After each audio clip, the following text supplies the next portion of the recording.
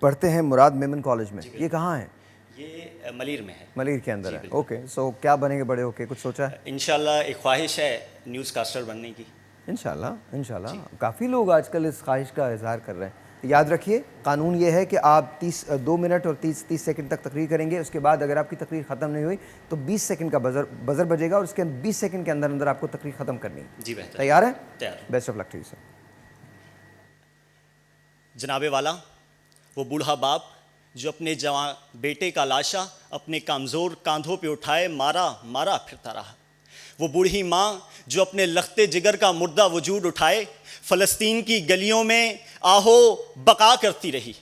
وہ کمزور بہن کہ جس کا واحد کفیل اس کا اکلوتا بھائی تھا، آج اسی بھائی کا لاشا اس کے در پہ گولیوں سے چھلنی اور خون میں لت پت پڑا تھا. کہ صدر علی وقار وہ بستی کے تمام بچے کہ جن کی آنکھوں میں شکوہ اور ہاتھوں میں پتھر تھے اور جارحیت کا مقابلہ کر رہے تھے، وہ تمام مائیں کہ جو ہانڈی میں محض پتھر پکا کے اپنے بچوں کی بھوک کو دلاسا دے رہی تھی، وہ تمام باپ جو گھر لوٹتے وقت جیب خالی اور افسردہ چہرے لے جا رہے تھے کہ آج بچوں کو کیا منہ دکھائیں گے. صدر علی وقار وہ آج ہم سب سے سوال کرتے ہیں، ارے بتاؤ کیسا لگتا ہے لاک ڈاؤن میں رہنا؟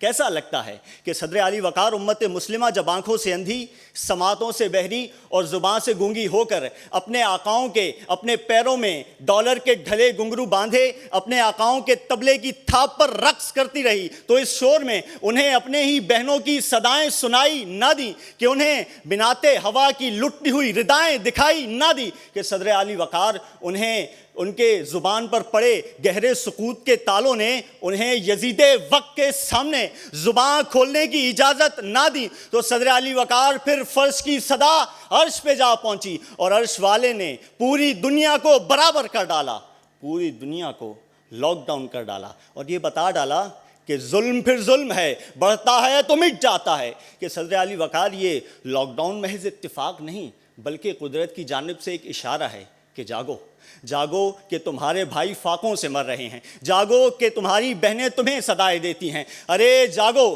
کہ کشمیر، فلسطین، چیچنیا، بوسنیا میں لوگ تمہاری راہ تکتے ہیں، ارے جاگو کہ نبیوں کی سرزمین شام میں لوگ سروں پر کفن باندھے تمہاری راہ تکتے ہیں، ارے جاگو کہ یزیدیت کا سر جھکا دو حسینی بن جاؤ، ارے جاگو کہ خدا کی خلقت پر دست شفقت کا ہاتھ رکھ کے اس خدا کو راضی کرنا ہے اور اس خدا کو راضی کر کے لاک ڈاؤن کا خاتمہ کرنا ہے، نیزے پہ قرآن کو سنانا ہے. جاگو اور ایک امت مسلمہ بن جاؤ اور خدا کو راضی کر لو.